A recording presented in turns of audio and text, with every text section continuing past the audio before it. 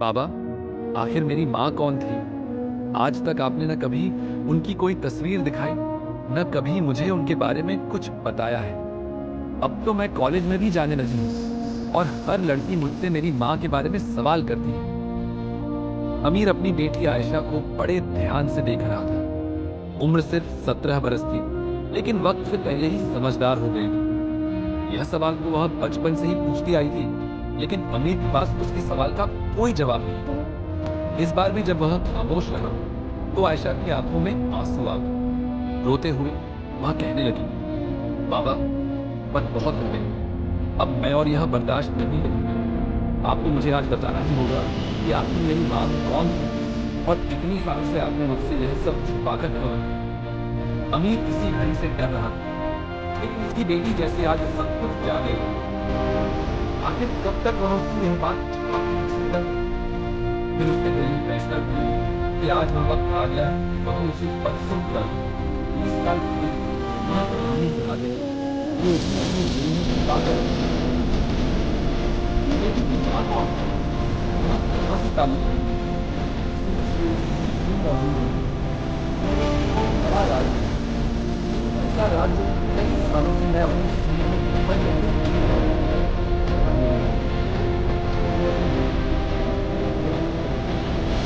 अब भी उसकी जरा इंतजार कर रहा है। फिर उसने अपने दिल पर उठाकर बोझ लिया और उसकी यह बात जानने लगी कि मेरी माँ कौन है और मैंने उससे यह बात कब कही। आज और खामोश बैठे रहे। ये बहुत लंबी कहानी है। यहाँ सामने बैठो, मैं तुम्हें बताता हूँ। अमीर बाकी से सुनती ही शुरू होता है। आयशा बड़ी दिलचस्पी से उत्तर देती है। अगली बात में उठाती है।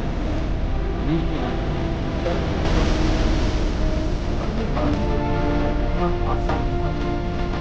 और असल में अगर कभी सुनने वाले भी इसी तरीके से डर जाए, ये लगे, अमीर जाओ, तुम जल्दी लड़कियों का मुझे नहीं पता, हम जाओगे, जब हम तुम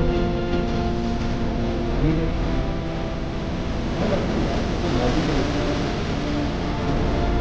मैं आपका ध्यान रखूंगा, इससे हर इंसान को करने की इजाजत है। इससे मौलवी ने फौरन दोबारा कहा। इस बार मौलवी खामोश हो गया। वह समझ गया था कि यह लड़की इंसानों की ठुकराई हुई है, तभी तो इस कदर मायूस नजर आ रही थी। तभी उसने आगे बढ़कर उसके सर पर हाथ रखा और कहने लगा, बेटी, अभी जमात का वक्त होने वाला है।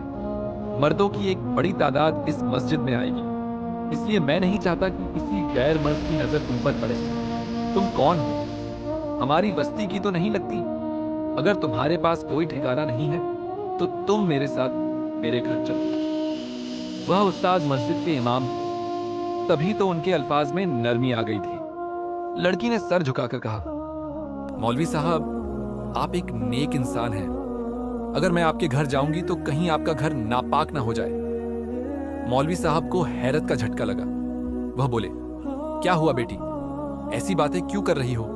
भला किसी इंसान के जाने से मेरा घर नापाक क्यों होगा? वह कुछ पल खामोश रही, फिर बोली, इसलिए क्योंकि मैं एक हिंदू लड़की हूं। क्या आप यह चाहेंगे कि एक हिंदू लड़की आपके घर में रहे? अब मौलवी साहब को हैरत का झटका लगा। फिर कुछ पल की खामोशी के बाद वह बोले, तुम भले ही हिंदू लड़की हो, लेकिन तुम मेरे लिए बहुत इज्जत के काबिल हो। एक इंसान के नाते मेरे साथ मेरे घर चलो, वहां तुम्हारे रहने के लिए बहुत जगह है। उस लड़की ने अपनी सफेद चादर को और फैला लिया और खामोशी से इमाम साहब के पीछे उनके घर चली गई। इमाम साहब ने अपनी बीवी को सख्ती से ताकीद की कि अभी इस लड़की से कुछ भी पूछने की जरूरत नहीं है। यह परेशान हाल लड़की है, इसलिए इसे सिर्फ खाने पीने का पूछ लो। अब वह बिल्कुल खामोश, चुपचाप पूरे घर को देख रही थी। ऐसा लगता था सिवाय दोनों मियाँ बीवी के इस घर में और कोई नहीं रहता। फिर वह इमाम साहब की बीवी से पूछने लगी, क्या आपके बच्चे नहीं हैं? वह औरत बोली, नहीं, मेरे 2 बच्चे हैं, एक बेटा और एक बेटी। बेटी शादीशुदा है और अपने ससुराल में रहती है, जबकि बेटा अभी शहर गया हुआ है। वह वहां पढ़ाई कर रहा है।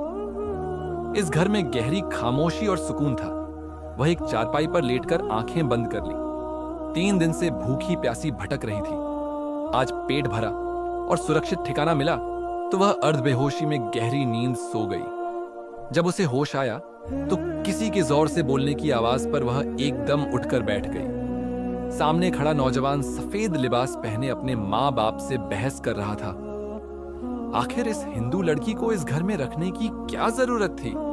ये न जाने कौन है, आपने बिलावजह ही किसी से दुश्मनी पाल ली है। वह लड़की समझ गई कि यह उसी के बारे में बात हो रही है। न जाने अब इस घर में उसे जगह मिलेगी या ये लोग भी उसे बाहर निकाल देंगे। लेकिन इमाम साहब ने अपने बेटे से कहा, सलीम, वह लड़की बेआसरा है, लावारिस है। अगर मैं उसे घर में जगह नहीं दूंगा तो बस्ती का कोई और शख्स उसे पनाह दे देगा। लेकिन उसके इरादे और नियत क्या होंगे यह खुदा ही बेहतर जानता है। हमारे घर में उसकी इज्जत महफूज है।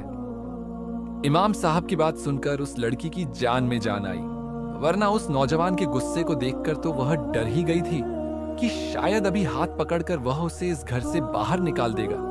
उसने अपने आप से वादा किया कि वह अब इस नौजवान के सामने नहीं आएगी। जब भी वह घर में होगा तो वह कहीं छुप जाया करेगी। उसके पिता ने तो उसे बिना कुछ पूछे ही घर में जगह दे दी थी, लेकिन सलीम दिल में सोच रहा था कि वह इस लड़की से जरूर पूछेगा कि वह कौन है और कहां से आई है। अगर वह हिंदू लड़की है तो फिर इस घर में रहना उसके लिए ठीक नहीं होगा।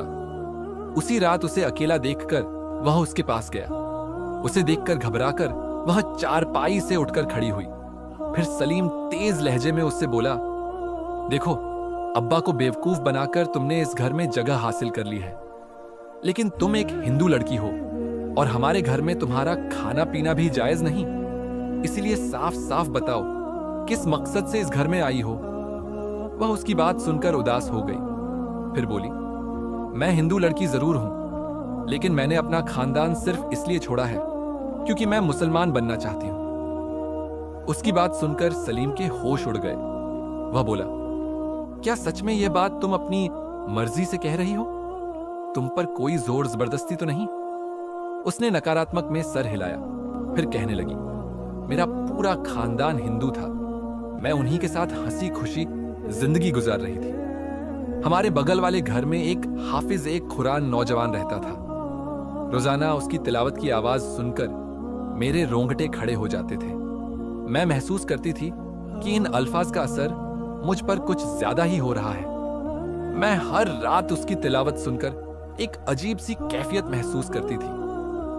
फिर मेरे दिल की हालत बदली और मैंने फैसला किया कि मुझे भी मुसलमान बनना है। जब मेरे पूरे खानदान को यह बात पता चली तो वे मेरे दुश्मन बन गए, मुझे जान से मारना चाहते थे। इसीलिए मैं वहां से भागकर इस बस्ती में आ गई। यूं तुम्हारे बाप ने मुझे पनाह देकर इस घर में जगह दे दी। अगर वे मुझे न बचाते तो कभी ना कभी मैं अपने खानदान के हाथों मारी जाती। अब सलीम परेशान हो गया। सोचने लगा कि अगर इस लड़की को घर में रखा तो एक ऐसे खानदान से दुश्मनी मोल लेने का खतरा पैदा हो जाएगा जो बहुत खतरनाक हिंदू खानदान है। लेकिन दूसरी तरफ इस लड़की की इज्जत और जान भी महफूज न थी। फिर जब उसने अपने पिता से इस बारे में बात की तो उन्होंने कहा, अगर वह मुसलमान बनना चाहती है और उसके दिल की दुनिया बदल गई है तो हमें उसकी मदद करनी चाहिए। यह कहकर दोनों बाप बेटे ने उसे कलिमा पढ़ाकर मुसलमान कर दिया। उस दिन वह बहुत खुश हुई। इमाम साहब ने उसका नाम जरीना रखा। नौजवान का नाम सलीम था। यूं जरीना अब इसी घर में रहने लगी। लेकिन एक रात दरवाजे पर जोर जोर से दस्तक हुई। घबराकर पूरा घर जाग गया। जैसे ही सलीम ने दरवाजा खोला तो उनके दरवाजे पर खड़े 5-6 नकाबपोश आदमी उनसे पूछ रहे थे कि कोई नौजवान लड़की तो यहां नहीं आई। सलीम समझ गया कि जरूर वे लोग उसी लड़की की तलाश में आए हैं। वे शक्ल से ही बहुत खौफनाक लग रहे थे। तभी उन्होंने सलीम को पीछे धकेलकर अंदर आकर लड़की को तलाश करने लगे। इमाम साहब और उनकी बीवी की डर से बुरी हालत हो गई। सलीम भी घबरा गया। लेकिन जरीना जो कमरे में सो रही थी अब वहां मौजूद नहीं थी। उसका कहीं नामो निशान न था। फिर सारे लोग उसे ढूंढकर चले गए, लेकिन उन्हें वह नहीं मिली। सलीम भी हैरान था क्योंकि वह तो अभी अभी दूसरे कमरे में ही सोई हुई थी। अचानक उठकर कहां गायब हो गई। लेकिन शुक्र था कि उन लोगों को जरीना नहीं मिली और यूं उन लोगों ने परिवार को कोई नुकसान नहीं पहुंचाया। उन लोगों के जाने के थोड़ी ही देर बाद जरीना अंदर आई। इमाम साहब उसे देखकर हैरान रह गए। फिर पूछने लगे, बेटी तुम कहां चली गई थी? अभी तो तुम अंदर ही मौजूद थी। जरीना ने सर झुकाकर कहा, मैं मस्जिद में जाकर छुप गई थी। जानती थी कि वे लोग मुझे तलाश करेंगे।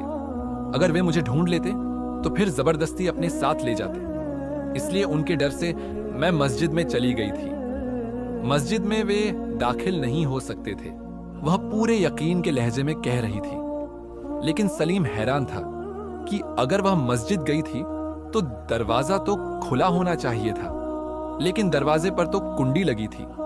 लेकिन फिलहाल यह बातें सोचने का वक्त नहीं था। शुक्र था कि जरीना की जान और इज्जत दोनों महफूज रहीं। फिर इमाम साहब कहने लगे, अब तुम्हारा यहां रहना ठीक नहीं है, इसलिए हमें यह घर छोड़कर जाना होगा। जरीना बोली, मेरी वजह से आपका पूरा खानदान बहुत परेशानी का शिकार हो गया है, इस सब की जिम्मेदार मैं हूं। लेकिन इमाम साहब बोले, परेशान मत हो बेटी, दरअसल हमारे शहर में भी एक छोटा सा घर है। जब मेरा बेटा शहर में पढ़ाई कर रहा था तो वह उसी घर में रहता था। अब हम उस घर में चले जाते हैं। इस तरह से तुम्हारी जान और इज्जत दोनों महफूज रहेंगी। जरीना सर झुकाकर बोली, नहीं इमाम साहब, वे लोग मुझे हर जगह तलाश कर लेंगे, इसलिए आप लोग नहीं, सिर्फ मैं ही वहां जाऊंगी। लेकिन इमाम साहब की बीवी बोली, तुम हरगिज अकेली वहां नहीं जाओगी, बल्कि मेरा बेटा सलीम भी तुम्हारे साथ जाएगा। हम ऐसा करते हैं, तुम दोनों का निकाह पढ़ा देते हैं, इस तरह तुम एक साथ उस घर में रह सकोगे। तब जरीना ने सर झुका लिया। वह उनकी बात नहीं टाल सकती थी।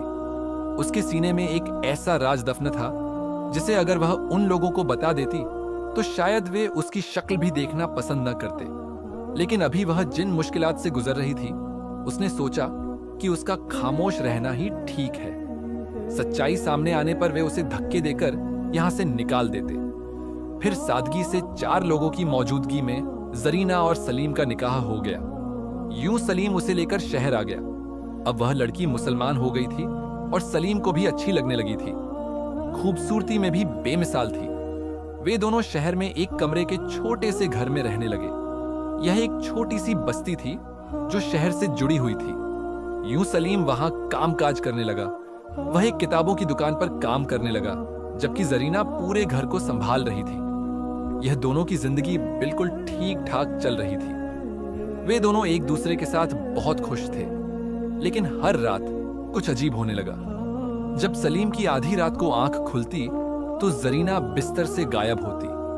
वह उसे ढूंढता हुआ बाहर आता, लेकिन वह उसे कहीं दिखाई नहीं देती। फिर जैसे ही वह कमरे में वापस जाता तो वह बिस्तर पर सो रही होती। यह एक गहरा राज था जिसे वह अभी तक जान नहीं पाया था।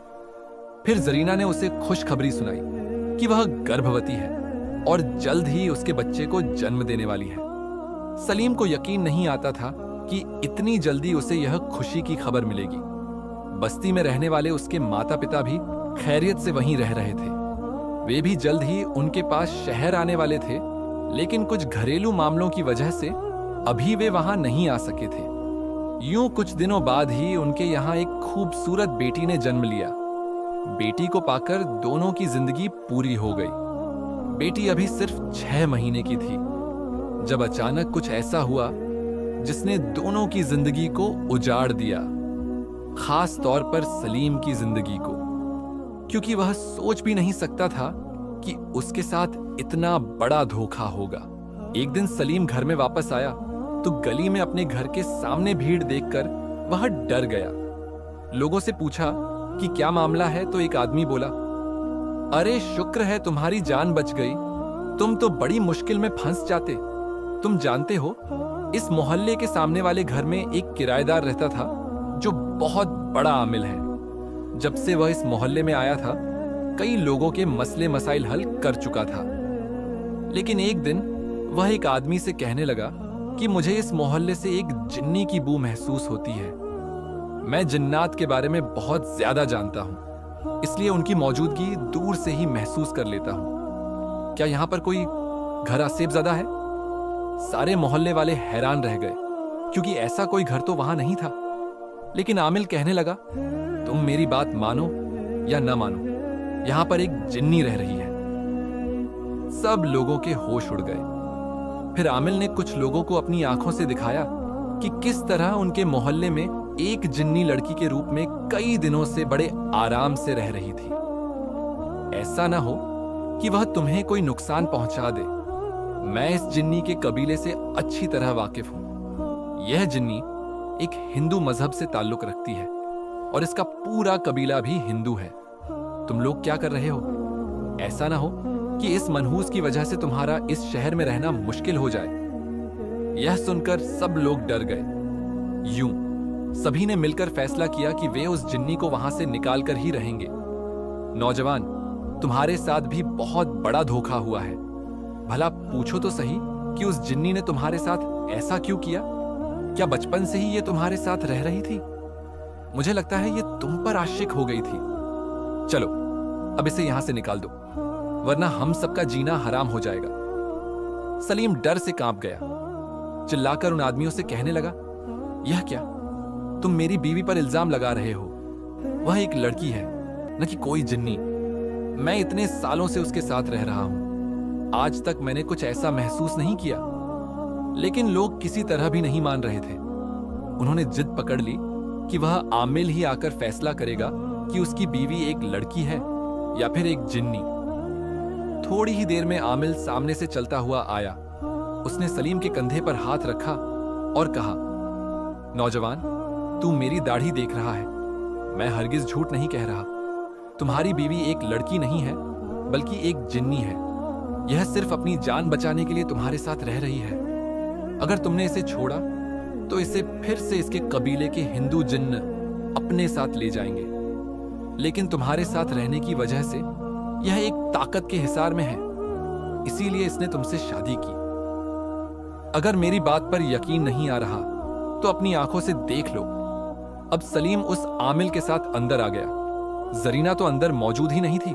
हाँ, उसकी छोटी सी बेटी कॉट पर पड़ी हाथ पैर मार रही थी। वह जोर जोर से चिल्लाते हुए अपनी बीवी को आवाजें देने लगा। जरीना, कहां हो तुम? सामने आओ और इस आमिल को झूठा साबित कर दो। इन सब लोगों से कहो कि तुम एक लड़की हो